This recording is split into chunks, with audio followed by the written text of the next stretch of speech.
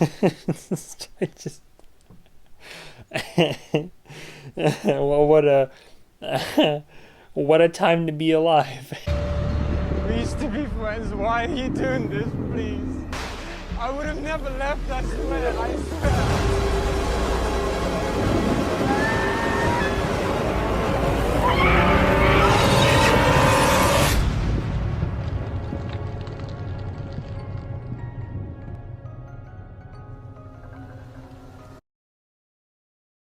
And today we have a film that I never thought would have existed.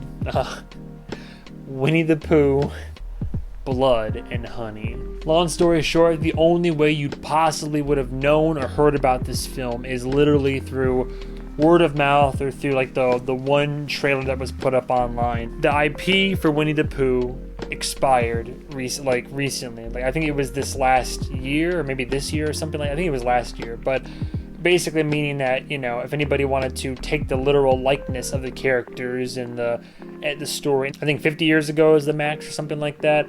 If anybody wants to take those characters and then like appropriate them for other reasons, then they can go ahead and do that. So sure enough, Winnie the Pooh's IP expired, and someone said, well, you know what I want to do? I want to make a horror slasher out of Winnie the Pooh. And boom, Blood and Honey was born. I've seen the reviews, I know what the rating is, and I know, like, I'm not trying to sell you a false bill of goods here. This movie is not good. But hear me out. So first of all, Blood and Honey is directed by a Reese Waterfield.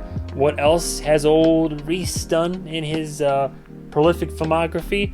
Well, such masterful titles as Firenado, which is quite self-explanatory, and one of my other personal favorites, which I haven't watched but now I have to, The Killing Tree, which is a woman trying to bring back her dead husband in a seance, and he's brought back as what ends up being a killer Christmas tree. Say what you want about Reese. This guy's got a little bit of a creative eye. He has an idea and he says, by golly, I'm gonna make it a thing. Blood and Honey for me is like what the third act of Malignant is. Like Malignant, I still don't believe is a good movie. I don't. That's my opinion. The entertainment value from Act 3 is worth the price of admission. Same thing with this.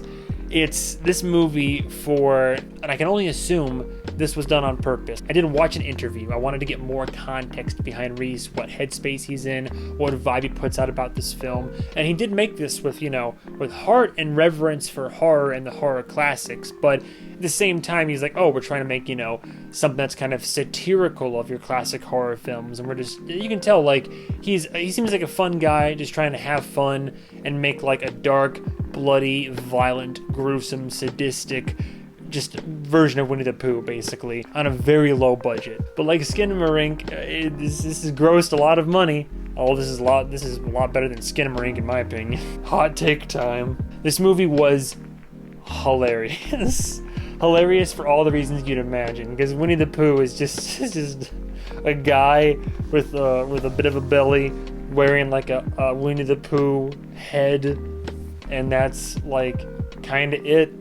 And that's what they kind of, and like it's like him and Piglet are the only characters really involved in this, and Piglet's like a mutated looking boar creature.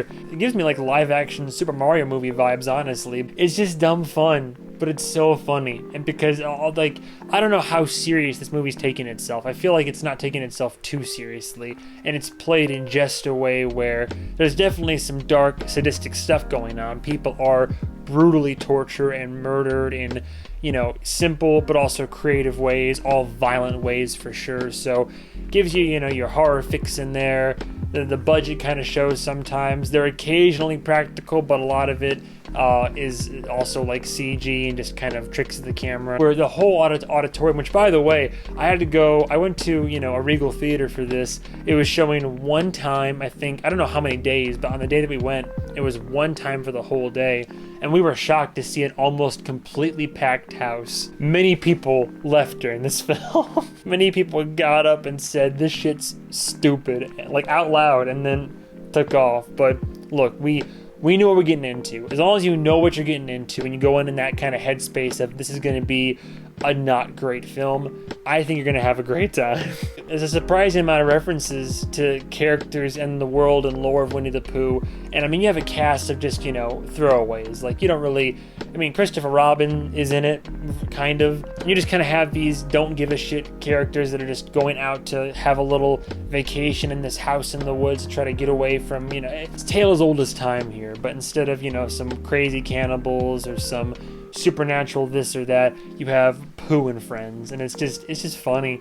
It's just watching like a bastardized anthropomorphic mutant humanoid Pooh that is literally addressed as such go around and just brutally kill these kids. Like, it's fun. It's fun. It's dumb fun. It's all fake. The performances aren't great. Like, there's some that are okay, but for the most part, line delivery, the script is silly, bad, the continuity, the character decisions. Like I said, don't get it twisted. This film is not a good film, but holy hell, it's entertaining in that, like, get drunk, watch it with your friends, and just laugh your ass off kind of way. And honestly, I'm here for it. Here's the funny thing. I'm pretty sure the budget for this was like $55,000 or less. It's made over $2 million.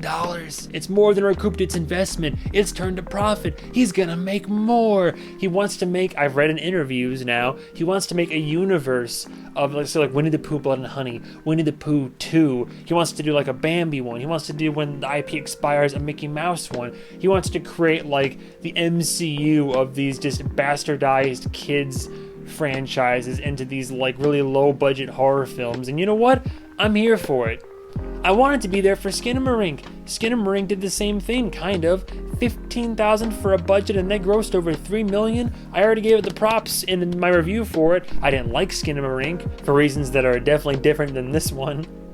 But same thing with Blood and Honey. It's just it speaks to my love of horror, my love of creativity and artistic endeavors, and my passion of cinema. It's, again, I don't want you to get me wrong. This is not a good movie, but the idea behind it of like low budget filmmakers getting together and just having fun and making this like horror version of a kid's classic, and for it to be doing as well as it is and to be as entertaining as it is, it has just enough quality where I'm here for the ride, and I think a lot of people out there honestly are too. I know what I should rate this, and I know what I'm going to end up rating this. I should rate it like a high 2, like a high 2 out of 5, but only because I had such a good time, and because I'm kind of here for this whole shitty old cartoon horror universe. Like, I don't even know if it's good to be supporting it or not. Like, about any of you with a moral crusade out there, by the way, get bent. Just don't watch the movie. I loved Winnie the Pooh. That was a cornerstone of my childhood, and I can watch this and not have a fucking stroke, so you'll be fine. Oh my god, I'm gonna regret this. I kind of want to give Winnie the Pooh, Blood and Honey a low 3 out of 5. And that's being extremely generous, and it's literally only for like entertainment value. It's one of those films like The Room where it's that level of bad that's not just shitty, bad, irredeemable, but it's bad in that funny, good, entertaining way. Like that's the best takeaway I can put forth, give to you to take home. It's not good, but it is entertaining. And if you're picking up what I'm putting down, if you don't mind bad acting, low budget effects, violent, bloody, gory, this and that with Pooh and Piglet and everything, if you're in the right headspace for it, and that sounds like entertainment to you, then check it out. Wait till you can like stream it or rent it. Maybe I'm sure shit like this will make it to Shudder somehow, but I don't know if I would say go see it in theaters per se. As a film, I'd give it like a high 2 out of 5, but because of my immense enjoyment that I had with my friends when I went to go see it, and just for reasons that are almost out of my comprehension, I'll give it a low 3 out of 5. And I'm feeling very generous today. It is below average. It is a film that would be very bad and dog shit if not for the fact that it was redeemed by its hilarity, entertainment value, and just, again, bias, love of horror and filmmakers and low budget film, and especially low budget horror. And that's all I gotta say about Winnie the Pooh, Blood and Honey. It's just, can't wait till I can come back here and talk about whatever Reese makes next. But you know what? Doing the Lord's work, I think.